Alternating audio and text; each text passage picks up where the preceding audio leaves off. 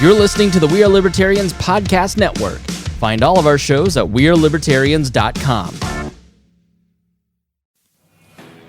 Hey everybody, check out the Break the Bell podcast, where we believe your voice is your most powerful weapon. For a weekly dose of our take on what's going on in the world, mixed with a side of history. Find us wherever podcasts are found or on social media handle at Break the Bell Pod. And most importantly, never stop talking.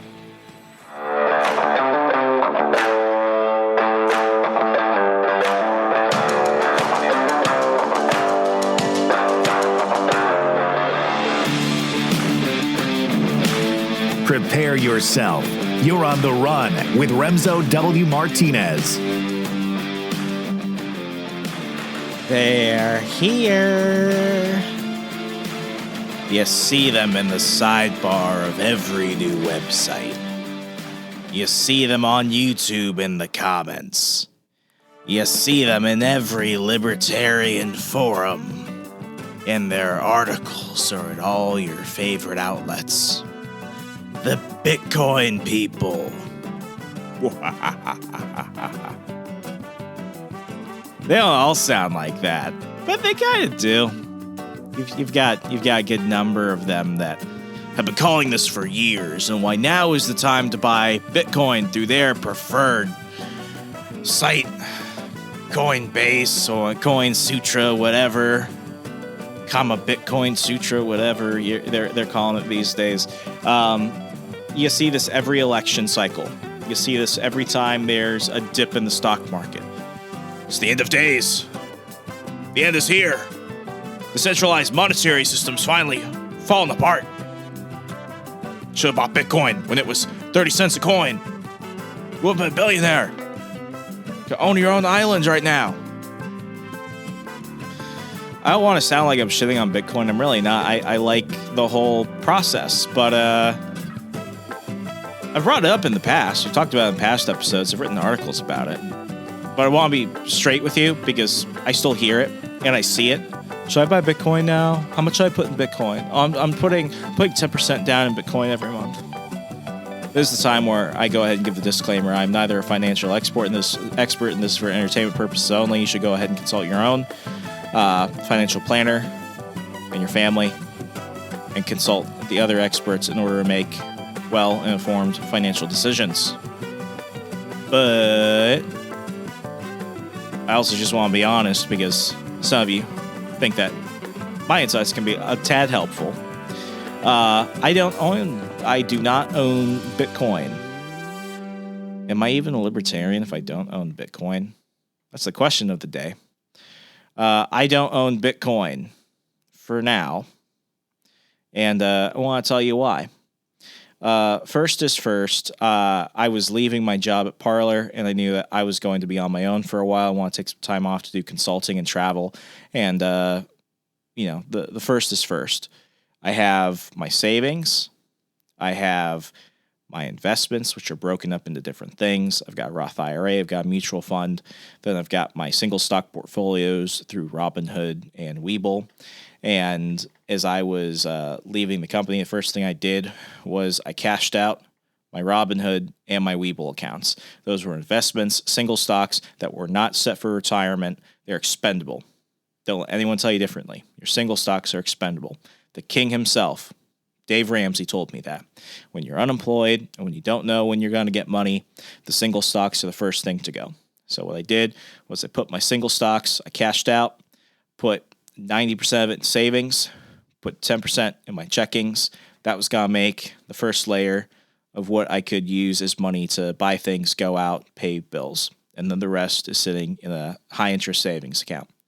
I did put a good amount into my monthly savings. My monthly contribution to my mutual fund through my brokerage.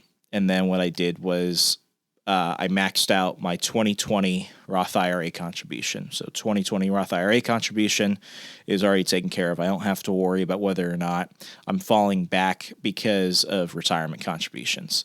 So luckily, because I sold all my single stocks, had a good layer of burn money, had a very tightly packed emergency savings, emergency fund. Am still able to put monthly contributions into my general mutual fund, target retirement date mutual fund.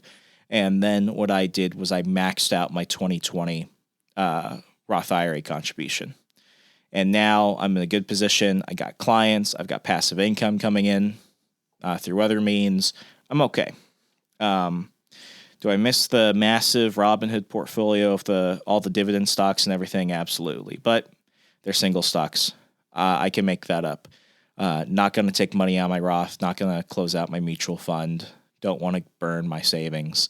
I can recoup that in those brokerage accounts later for Webull and Robinhood. If you want to help me out, go to the link in the show notes for Robinhood. You get one free stock when you sign up, and I get a free stock. That way we both win. Yay, if you haven't started investing already. But what you've probably gathered from that is I don't have any Bitcoin. I did have Bitcoin, and I ended up selling it way before that. Actually, when I was at the top of the world with the full-time gig, I did buy a little bit of Bitcoin. Then I sold it on a dip. I lost money on it, and I'll explain why. But what we're going to do is we're going to talk about the reasons why you shouldn't own Bitcoin and the reasons you should.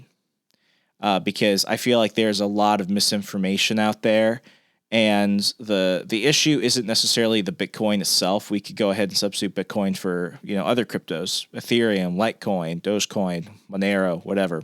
We could even go ahead and bring in stuff like gold, real estate, that type of stuff. Well, probably not real estate. We're talking about We're talking about things that can be used as a storage of wealth, and that you can easily transfer that. So, we could talk gold, silver, that type of stuff. But for now, we're talking Bitcoin, because all of you little libertarians just love your Bitcoin. And I don't think some of you know why, and some of you do. But I just want to be straight with you. I don't own it, and I'm not going to tell you to start buying it if I don't own it. Because I think that's reckless, and that everyone has their own situation. You really need to evaluate it. So what we're going to do is we're going to talk about why I'll explain to you why I don't own it right now by explaining to you why you shouldn't own it if you meet certain criteria, and what you should do if you want to own Bitcoin and you get to that point where you can. So we're going to go ahead and start with the why you shouldn't own Bitcoin if section. And I think the first one, and these will all be pretty obvious. I'm going to get people jumping in saying, man, the Fed is falling apart. But let me tell you this. If the Fed falls apart, America falls apart. If America falls apart, you've got bigger things to worry about than whether or not you bought a bunch of Bitcoin and you rode to the moon and all that jazz. So we're going to stick in the real world, and everyone else can go, pat themselves on the back, go, touch wallet tips and stuff like that. But the first reason you shouldn't own Bitcoin if you have debt, excluding the mortgage on your house. I feel like this should be obvious. If you have debt, you don't have room to make other choices. If you don't have room to make other choices, you've limited your freedom. Therefore, if you're buying Bitcoin and you have debt, consumer debt, student loan debt, any type of debt, you're just digging a giant hole for yourself, because the debtor is owned by that and who owns the debt, whether it's banks, other financial institutions, friends, family you got a loan from and you haven't paid it back. If you have debt, you need to go ahead and get rid of it, because you will never build wealth, and it will make your life more difficult if you do not clear debt first. I see this when I listen to Dave Ramsey all the time. Dave, I'm $20,000 in student debt, and I've got like $20,000 in single stocks. Should I, keep the stocks and just work to pay down the debt, or should I just go ahead and sell all the stocks to pay the debt? And Dave Ramsey's like, dude, the debt is keeping you from building wealth and expanding your freedom. Sell the freaking single stocks, pay off the debt, or sell the car, pay off the debt. Either way, you're not going farther in your life until the debt is paid. And I know a lot of you buying Bitcoin, which is a digital currency that's just going to sit around, not do anything for you. And you're going to keep accumulating this debt, or you're going to just make the bare minimum payments. Do not own Bitcoin if you have debt, excluding your mortgage. Your mortgage is a whole different thing. But if you've got any type of debt, do not buy Bitcoin until you've paid off your debt. When you buy Bitcoin, which is a currency and not a stock, and you should not treat it as a stock, is a currency, is a storage of value. You need to be prepared for that to go to zero. Same reason I know a lot of people that get into investing for the first time. What they do is they try and do day trading and all this other get-rich-quick shit. They put a bunch of money into their stocks. Then they actually need cash because they don't have an emergency fund, or they don't have enough money to pay for a $500 emergency bill. And then they sell all their stocks. They've got to pay a fee. If the stocks went up in value, guess what? You cash it out. You're going to have to pay taxes on that. And now what you've done is you've just set yourself back progress-wise. So don't be the person who's broke, who has debt, and is buying Bitcoin. Bitcoin's not going to help you if you owe Chase Sapphire or your loaner or whatever if you owe money. Don't buy Bitcoin if you have debt, excluding your mortgage. Second, you don't have at least 3 streams of income. We talk about this all the freaking time. I'll say it again. The 3 basic streams. Your full-time salary. Your full-time salary is your largest builder of wealth. Your side gig, which is what you're putting 1 to 5 hours a week. This is extra, scratch money. And then passive income. Passive income is money you make while you're sleeping through royalties, through rent from owning real estate, through dividend-paying stocks. If you don't have at least 3 forms of passive income, you should not be getting involved in Bitcoin. Now, I hear what you're saying. Well, Remso, I hear about all these people that got rich with Bitcoin. Let me tell you a giant myth about a lot of these so-called Bitcoin billionaires. And I'm going to tell you about a person I know. And I'm not going to tell you his name because the bastard will sue me. Not because I'm defaming him, but because he'll say I'm defaming him because the truth hurts like a bitch. There's a person I know who is questionably a millionaire. I doubt that he is. I actually don't genuinely think he is. He has shown no evidence he's a millionaire. And when you look more into this person, who I will not name, you'll begin to question it too. But this so-called millionaire who's been on TV, radio, podcasts, in print, self-proclaimed millionaire, is one of the early adopters of Bitcoin. And he constantly ties his success to him being attached to Bitcoin when it was very, very cheap to buy it. And he owns a Bitcoin mining farm in South Asia, where he gets the space and the cheap electricity and the cheap labor to mine for Bitcoin.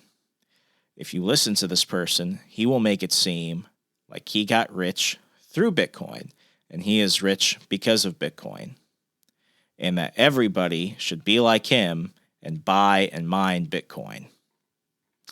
That is a lie. It's a lie on 2 counts. 1, this Bitcoin millionaire did not become rich through Bitcoin.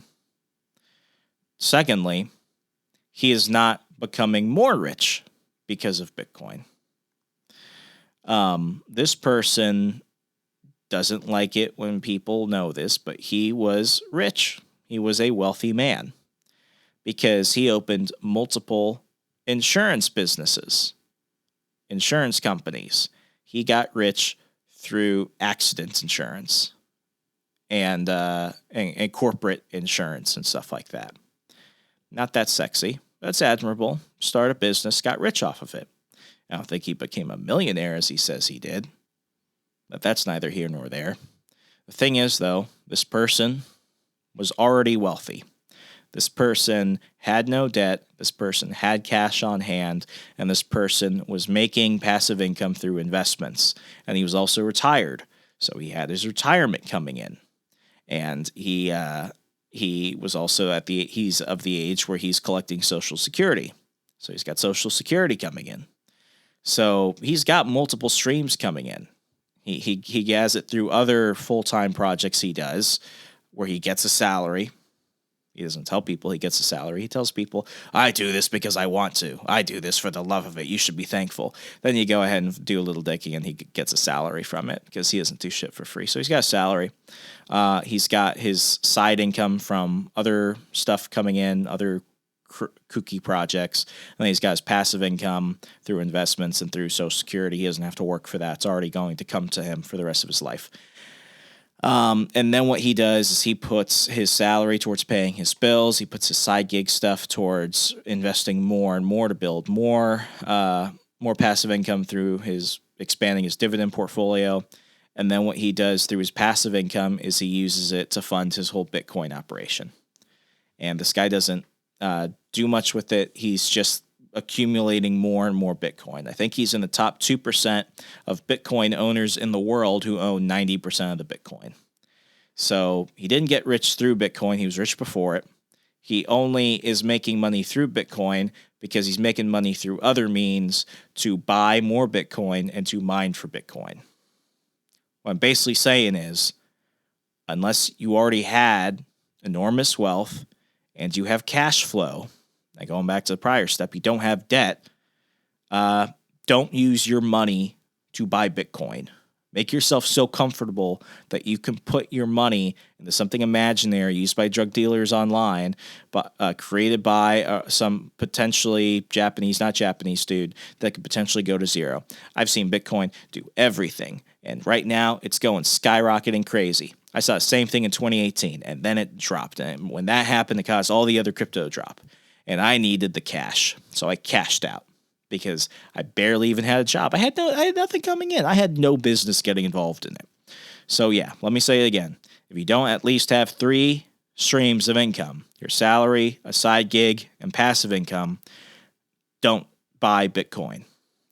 Third rule, and this has been touched on previously, but this needs to be emphasized even more. You don't have a 3 to 6 month fully funded emergency fund. How many people do you know in the first year of the pandemic were clamoring and praying and Googling all day, when am I getting my stimulus check? A lot of people. 2 out of 3 Americans have less than $1,000 in emergency savings. Dave Ramsey, the smartest financial leader in America, has told you at least have 3 to 6 months of a fully funded emergency fund based off your annual income. If you don't have that, what's going to happen is the same thing that's going to happen if, let's say, you have a bunch of single stocks. You need money, you need cash now. Those bills are coming up. This emergency has happened. All you're going to do is you're going to go ahead and cash out. And more often than not, whenever you cash out, you're going to end up losing that money. You're going to end up losing all the earning potential. You may or may not have to pay taxes on what you've done. Same applies to Bitcoin. The purpose of Bitcoin is not to sell your Bitcoin. Exchanging it if you're buying something, that's one thing. But for the most part, your Bitcoin is to hold. Hold on for dear life. Hodl it. You don't want to have to get rid of it. You don't want to be in a situation where you don't have enough cash and you're stuck to the point where you're looking at your Bitcoin and you want to sell it. When you buy your Bitcoin, you should just assume that money's gone. You've already spent it. Think of it that way. It's just not coming back. The last thing you want to do is cash out. Don't put yourself in that situation. Don't put yourself in that situation, if anything, where you're looking at, pulling out of your 401k or your retirement, where you're going to have to, make those really tough decisions. Make it easy for yourself. Your emergency savings is your investment in you. Rainy days don't come because it's a big hypothetical question as to if they will come. It's a matter of when they will come. You will have to touch your savings. So prepare yourself. Have 3 to 6 months of fully funded emergency cash on hand sitting in a high interest savings account. And lastly, for why you shouldn't own Bitcoin, you have not contributed your yearly retirement amount, whether it's through a traditional or Roth IRA or 401k. You need to be investing in you first. Don't invest in Bitcoin. Investment is in Bitcoin. Just basically assume it's an investment in Jack Dorsey's and the top 2% of people that own 90% of the Bitcoin in the world. Pay yourself first. get ready to make your life easier for 60-year-old you. Make sure that you have passive income coming by, so you're not like my grandfather in his 70s who is still having to work because he got, life was hard, made some bad choices, some bad things happened to him. Either way, you don't want to be that person. Invest in yourself. Max out your IRA contributions. Make sure you're putting 10 to 15% of your monthly household income into investments, even just a mutual fund. If you're not building up your investment portfolio, it doesn't matter how much Bitcoin you own. You need your money working for you. This is the easiest way that anybody in America can do that. And I'm going to plug it again. If you want to get involved in investing, especially in good dividend stocks, and you haven't already, you get free stock today. Go into the show notes, click on the Robinhood link. You get a free stock just for signing up. Nothing else. You get it for free. So that's my gift to you. And I get a free stock as well when you sign up. So it helps me out. Do it today. It's free. It costs you nothing. You make money. We're literally giving you money. So yeah, invest in yourself first before you invest in Bitcoin. So make sure you've maxed out your retirement contributions for the year, depending on what type of retirement fund you have. Now, we've already covered why you shouldn't own Bitcoin. You have debt, you don't have 3 streams of income, you don't have a fully funded emergency fund, and you have not contributed your full retirement amount. Now, when should you own Bitcoin? You should own Bitcoin if you have already completed all the things that we just previously listed off. But here are the other reasons why you definitely should. Now, the first one is a rarity. Your given currency is hyperinflated, and we're talking Venezuela. The Venezuelan bolivar is worth less than World of Warcraft money. That's why Venezuela is one of the most heavy hotspots in the world for crypto, because Bitcoin and other cryptocurrencies, Litecoin is also big there, Ethereum, they actually have value to them. That, and because of trade embargoes and all this other stuff, banking problems, you don't want to deal with a nationalized bank. A lot of people are buying stuff from like Florida, for example, in order not to be traced, in order not to be tracked, grabbed by the Venezuelan cops for committing some type of crime, just trying to buy bars of soap from Miami. They're buying it in Bitcoin to protect themselves because it's a store of value, it's untraceable, and anybody with a phone and access to the internet can get a wallet, can get access to a crypto exchange, and you can get access to it. So if you're in freaking Venezuela, or if you're in a country that is about to hit a point of hyperinflation, you definitely need it. And other crypto too, not just Bitcoin. Other people say if it's not Bitcoin, it's shitcoin. I say do what works, man. If a guy says he takes Ethereum, send him Ethereum. It's just that easy. Crypto is crypto. Everyone else is gonna probably bitch at that, but that's my take on it. I'm too dumb, and there's too much stuff in the world. I don't have time for little hypothetical conversations, especially from poor people who don't have a fully funded emergency fund, who don't have cash flow, who are just spending their money in Bitcoin, waiting for the world to burn. Where at that point, your Bitcoin won't matter. So that's the one reason why you should own Bitcoin. Your currency is hyperinflated. Secondly, you can invest and you will never need to pull out. Basically, this is burn money. After you've taken care of your cash flow situation, your fully funded savings, and you're taking care of yourself investment-wise, this is some money that you could just put away, because you should not ever have to think about cashing out your Bitcoin. You should be putting it in there as if it's just going to build and build and build, because at the end of the day, Bitcoin might not be a lot of things, but what it is a store of value. In the worst case scenario, it might be one of the only ways you can pay for something when shit hits the fan. So you're at the point where it's like, if I put $500 there, if I put even, let's bring it down, $50 in Bitcoin, am I going to miss that $50? No. If you've done everything else right, $50 is just going to show up like the next morning. You're good. So you can own Bitcoin if you have money that you could put towards it that you never have to pull out. Okay, third, you have a diversified investment portfolio. And I say this because Bitcoin is treated as an investment. I'm not going to give financial advice, but what I will say is that you never want to put all your eggs in one basket. And I'll just use crypto for example. I think you should own a majority of your crypto in Bitcoin, but you should also own some Litecoin, some Ethereum, Bitcoin Cash. You should keep everything, you got to water it all. You got to water the garden. Yeah, you might be growing roses, but, grow some daisies, grow some sunflowers, grow some of that stuff. So just like you would have your investment portfolio diversified, you want to do the same thing with your crypto portfolio. Really think about this. I've got some friends who have brought this up. Nick Bacone is a friend of the show, and him and his wife put like $20 a week into a Bitcoin wallet for their daughter. And this is like a crypto savings account for her. So they put $20 of Bitcoin away that they're going to give to their daughter one day. And their big thing is right now, we might not see big widespread Bitcoin adoption in our lifetime. We might not see the collapse of the dollar in our lifetime. But this is not for our future. This is for our daughter's future. And there's a lot of wisdom in that. So, really, I think especially if you're listening to this show, you know that things can change. So you want to have this as like your emergency shit hits the fan portfolio. So don't just go for Bitcoin, but keep it maybe what I would probably do, 70% Bitcoin, 30% broken mixed assets, 5% in different cryptos. Different altcoins.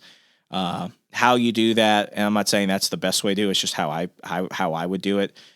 Just make sure never have all your eggs in one thing. And when it comes to crypto, don't just have everything in Bitcoin. Maybe a majority Bitcoin, because everything will always be pegged to Bitcoin. But make your best judgment on that. Next, cash flow is not an immediate concern. This goes back to why you shouldn't own Bitcoin if you don't have different streams of income. You need to be at a point in your life where you can dedicate an entire stream of income just towards certain things. So I would say your salary goes towards bills and savings. Your side gigs go towards investments, and your passive goes towards crypto. You need to get to the point where you don't have to worry whether or not you're going to have stuff for what this would be classified as a sinking fund. Get to the point where you're comfortable. And even if you have, those three streams of income, you shouldn't have to worry about the longevity of them or whether you're going to make enough sales. You need to get to the point where it's all just kind of natural and you don't have to worry about it, because it's gotten to the point where it's almost like a science for you. You just know what you have to do, and you don't have to worry about it. If you're stressing about those three things, even if you have those three things, because you're afraid about the safety of it or the health of it or the longevity of it, don't put it in crypto. If you're afraid you might not have a job in 3 months, if you're afraid your side gig might get outsourced to technology or machines, if you're afraid that your passive income is going to dry up because of something a financial planner did or you invested wrongly, if you have to worry about it, it's not a matter of has it happened, but if you have to worry about it, don't give yourself the stress of thinking, oh, well, I need to buy my monthly crypto. No, put it into your savings, man. Crypto is burn money. Okay, once you put it there, it's gone. Yeah, you can cash out, but the repercussions of cashing out are big. Don't worry about it. So get yourself to a point where cash flow is not an immediate concern and you have peace of mind. And lastly, you understand its true purpose. You understand that it's not a piece of stock. This is the currency of the future today. Should be used like cash. It could even be used as a store of value like gold. Don't be like people in 2018 that were doing it, thinking that it was just going to rise, and they were putting all this money into it to hopefully sell it off and become Bitcoin billionaires. No. If you treat it like that, you're going to get burned. Understand the true purpose. So let's go through this again. You should own Bitcoin if your currency is hyperinflated. Example, Venezuela. You can invest money you will never need to pull out. You have a diversified crypto investment portfolio because it's not just about your future. It could be about your kid's future. Cash flow is not an immediate stress for you. You don't have to constantly worry about whether it's going to be consistent. And lastly, you understand its true purpose. Agree with me or disagree with me? Let me know in the comments. Find me across Al Gore's amazing internet at Hey Remso. And please, conversations like this, I could be wrong about this. I could be really right about this. But if we don't talk about it, we're never going to get better. And ultimately, the purpose of this show, the purpose of episodes like this, is to be better. As always, find me across the internet at Hey Remso, HeyRemso. Go in the show notes if you don't have Robinhood right now and get your free stock using that link. Get it for free just by signing up. Use the Robinhood link in the show notes. And that's about it. So be good, stay safe, and I will talk to you later.